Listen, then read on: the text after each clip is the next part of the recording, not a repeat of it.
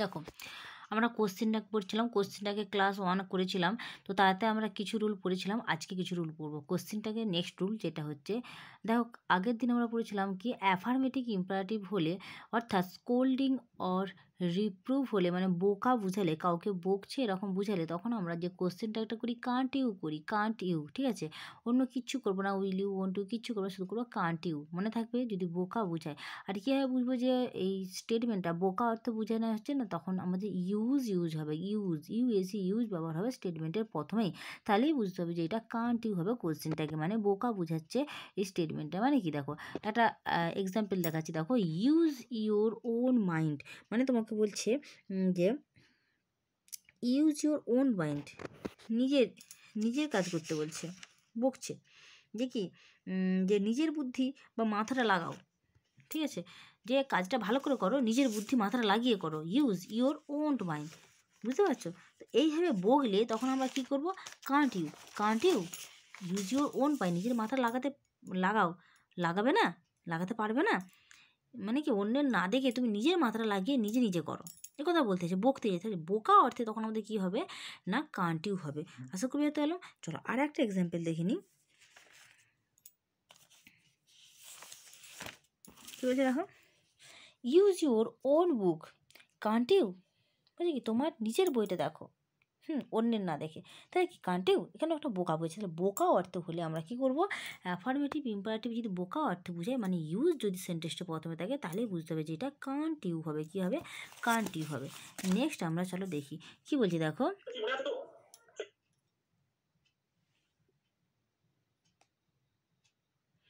Next আমরা দেখি, চলো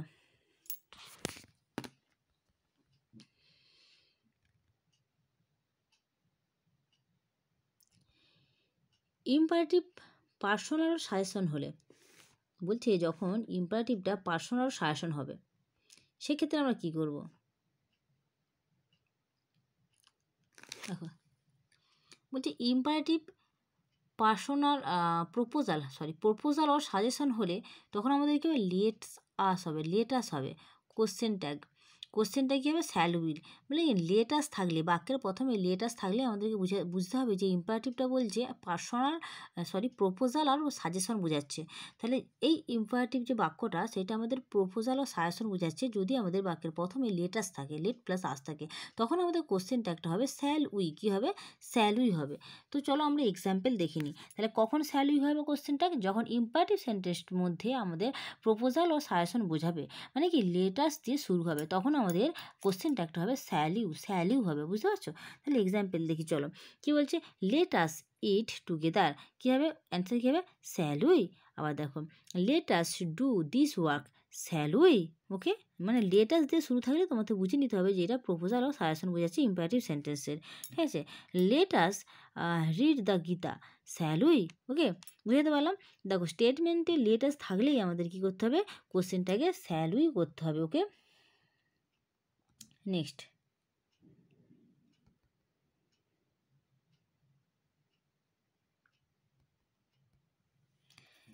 কী বলছে দেখো, ইম্পারেটিভ,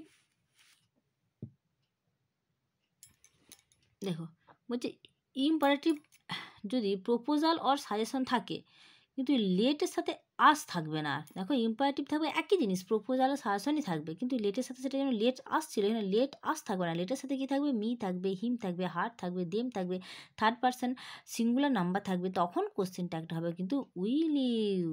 তাহলে আগেরটা আমরা কী বললাম, স্যাল ইউ, কখন, যে লেটের সাথে শুধু আস থাকবে, সেই রকম ইম্পারেটিভ সেন্টেন্স থাকলে, মানে তাকে প্রপোজাল বা সাজেশনই বোঝাবে, সেই রকম সেন্টেন্স থাকলে আমাদের হবে স্যাল উই, যদি লেটের সাথে আস থাকে, মাথায় রাখো কিন্তু লেটের সাথে আস থাকলে, যদি লেটের সাথে আস থাকবে না, লেটের সাথে থাকবে মি, হিম, হার, দেম ইত্যাদি, কী থাকবে, মি, হিম, হার, দেম ইত্যাদি থাকবে, ঠিক আছে? সেক্ষেত্রে কিন্তু আমাদের হবে থার্ড পারসন সিঙ্গুলার নাম্বার, সেক্ষেত্রে কিন্তু আমাদের হবে কোশ্চেনটা কী হবে বলো তো, উইল ইউ হবে, মনে থাকবে উইল ইউ হবে। তাহলে উইল ইউ আর স্যালিউ এটা যেন গুলিয়ে না ফেলো, স্যালিউ শুধুমাত্র লেট আস থাকলে স্যালিউ হবে, লেট আস থাকলে স্যালিউ হবে, নাহলে কিন্তু সব ক্ষেত্রেই উইল ইউ হবে, যদি মাত্র প্রপোজাল বা সাজেশন বোঝায়। লেট মি, যেমন এক্সাম্পল দেখো, যেমন বলছে লেট মি গো দেওয়ার, কী হবে, will you, let me go there, will you? আবার একটা এক্সাম্পল দেখো, let them do their homework, will you? বুঝতে পারলাম, let them do their homework, will you? Okay, তো এরকম হবে। এবার দেখো নেক্সট যেটা আমাদের কি দেখো, ইউজ দিয়ে বলছে, ঠিক আছে। নেক্সট যে নিয়মটা হচ্ছে দেখো, বলছে যদি ইউজ টু থাকে তাহলে সেক্ষেত্রে বলছে কি ইউজড নট প্লাস সাবজেক্ট হবে অথবা ডিড নট প্লাস সাবজেক্ট হবে। যদি স্টেটমেন্টে ইউজ টু থাকে তাহলে কোশ্চেনটাকে আমাদের দুরকম হতে পারে, কি ইউজ নট প্লাস সাবজেক্ট হবে বা ডিড নট প্লাস সাবজেক্ট হবে, ঠিক আছে। তাহলে দেখো আমরা একটা এক্সাম্পল দেখি, দেখো he use to write novel, কী হবে কোশ্চেনটা? হতে পারে, দেখো দুটোই হতে পারে, যে হতে পারে কি ইউজড নট হি বা ডিড নট হি, দুটোই ঠিক, ঠিক আছে। ইউজ টু থাকলে ইউজড মানে ইউজ নট হি এটাও হতে পারে, বা ডিড নট হি এটাও হতে পারে, দুটোই রাইট, কোনোটাই কিন্তু আমাদের ভুল নয়, ঠিক আছে। তাহলে যদি স্টেটমেন্টে যদি সেন্টেন্সের স্টেটমেন্টে ইউজ টু থাকে তাহলে কোশ্চেনটাকে আমরা ইউজ নট প্লাস সাবজেক্ট বা ডিড নট প্লাস সাবজেক্ট করব।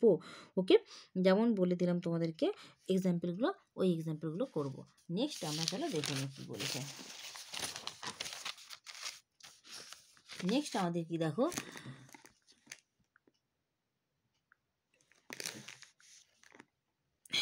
কী বলছে দেখো, ডেয়ার দিয়ে দেখো, কি দেখো ডেয়ার দিয়ে, তো আমাদের এখানেই কিন্তু শেষ হয়ে যাবে কোশ্চেন ট্যাগটা, ঠিক আছে। আবার নেক্সট কোনো রুল যদি আমি ভালো পাই খুঁজে তোমাদেরকে অবশ্যই শেয়ার করব। দেখো ডেয়ার নট বা নিড নট, যদি এই মার্জিনাল অক্সিলারিটা থাকে তাহলে আমাদের কোশ্চেনটা কিন্তু ডেয়ার প্লাস সাবজেক্ট বা নিড প্লাস সাবজেক্ট হবে। তাহলে কি, যদি ডেয়ার নট বা নিড নট এটা যদি মার্জিনাল অক্সিলারি হিসেবে কোশ্চেনটার মধ্যে থাকে তাহলে কিন্তু ডেয়ার প্লাস সাবজেক্ট বা নিড প্লাস সাবজেক্ট হবে। যদি এইটা তবে মনে রাখবে কি, তো যদি এইটা মেন ভার্ব হিসাবে ইউজ করি তখন কিন্তু 2+V1 থাকবে স্টেটমেন্টের মধ্যে। যখন ডেয়ারটা আমরা এটা যদি মার্জিনাল অক্সিলারি হিসেবে ইউজ করি তখন আমাদের কোশ্চেনটা ডেয়ার প্লাস সাবজেক্ট বা নিড প্লাস সাবজেক্ট হচ্ছে। যদি এটা সেক্ষেত্রে আমাদের কি ডেয়ার নট থাকবে, একটা ডেয়ার নট থাকবে বা নিড নট থাকবে, নটটা সেখানে থাকবে।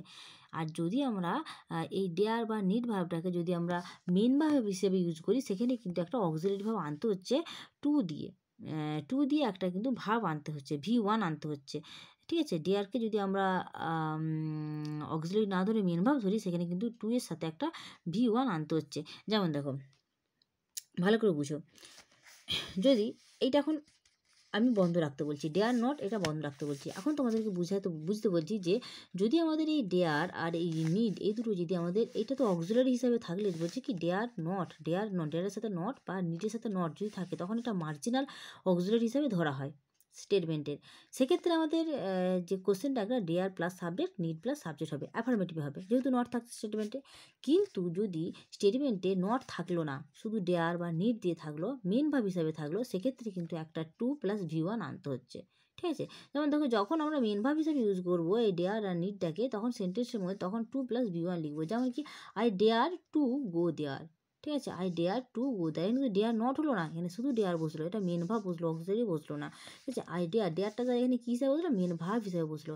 আই ডেয়ার টু আনতে হচ্ছে, মেন ভার্ব হিসাবে বসলে কী আনতে হচ্ছে, টু আনতে হচ্ছে, V1 আনতে হচ্ছে, ডেয়ার টু গো দেওয়ার। তাহলে এখানে তখন আমাদের কোশ্চেনটায় কিন্তু ডু ভার্ব আনতে হবে, ডোন্ট আই, বুঝতে পারলাম। তাহলে এখানে দেখো ডেয়ারকে মেন ভার্ব ধরা হয়েছে, যেহেতু অক্সিলারি নয় ডেয়ারটা এখানে, তাই জন্য ডু ভার্ব আনতে হলো। ওকে, এবার দেখো আবার একটা এক্সাম্পল দেখো, I do not dare to meet, দেখো এখানেও কিন্তু ডেয়ারটা মেন ভার্ব আনতে হয়েছে, সেখানে কিন্তু টু আনতে হয়েছে, টু মিট হিম, তাহলে কী হবে, উত্তর হবে ডু আই, সে ডেয়ারটা মেন ভার্ব, এই জন্য একটা অক্সিলারি একটা ডু ভার্ব আনতে হচ্ছে, ঠিক আছে। আবার দেখো ডেয়ার এবং নিড স্টেটমেন্টে থাকলে কোশ্চেনটাকে আমাদের ডু বা ডিড আনতে হচ্ছে অ্যাকর্ডিং টেন্স অনুযায়ী, ঠিক আছে। এবার দেখো তোমাদেরকে বলছি কি, বলছে রজত নিডস টু কল মি, তাহলে এটাই কী হবে, এখানে দেখো ইয়েস আছে সেই জন্য এখানে ডাজ নট হি। ওকে, তাহলে মনে রাখো যদি ডেয়ার বা নিড মার্জিনাল অক্সিলারি ইউজ হয়, এবার আমাদের চলে আসছে এটা আমাদের কি ডেয়ার বা নিড মেন ভার্ব হিসেবে ইউজটা দেখালাম।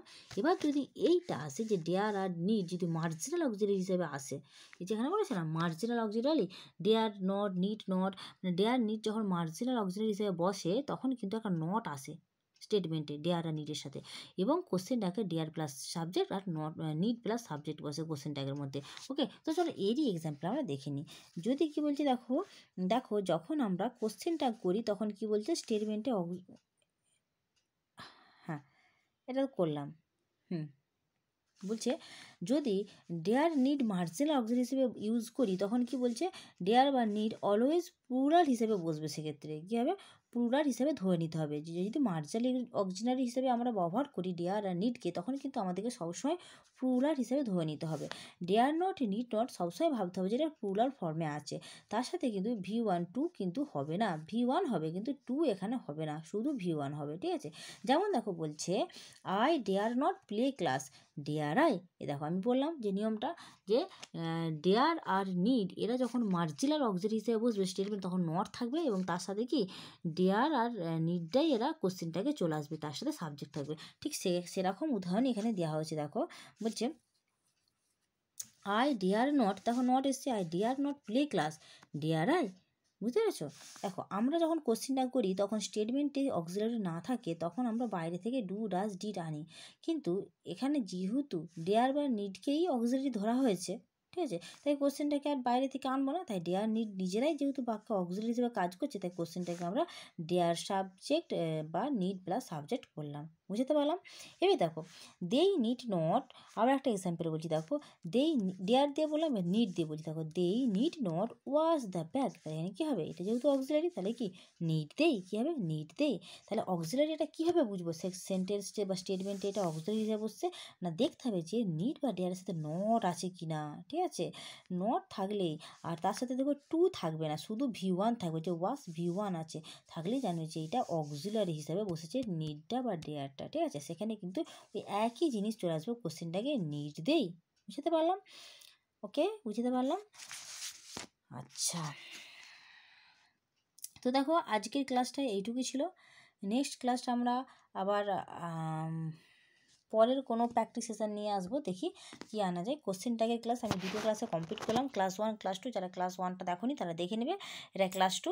তো চলো আর একটা এক্সাম্পল দিয়ে দিচ্ছি। I dare not challenge my father, কী হবে ডেয়ার আই, এখানেও কিন্তু ডেয়ারটা কী হিসেবে বসছে না অক্সিলারি হিসেবে বসেছে স্টেটমেন্টে, তাই জন্য এখানে ডেয়ারটাই আসলো। ওকে, আশা করছি তোমাদেরকে আমি বুঝাতে পারছি। আর একটা এক্সাম্পল দেখো, সি নিড নট সুইম, এই নট থাকা মানেই জেনে যাবে যে এই নিডটাই এখানে বসবে, নিড সি। ওকে, তো চলো আজকের জন্য ক্লাসটা এইটুকু। আশা করছি তোমাদের ভালো লাগছে। যদি ভালো লাগে তোমরা অবশ্যই আমার সাথে থেকো, আমি তোমাদেরকে আরও ভালো ভালো ভিডিও প্রোভাইড করব, আরও ভালো যত রুল আমি জানবো। আমি কম্পিটিটিভ এক্সাম দিচ্ছি, তাই আমি যত রুল জানবো তোমাদের সাথে শেয়ার করব। যদি তোমাদের কাজে লাগে তোমরা অবশ্যই সেটা নিজেদের জন্য রাখতে পারো।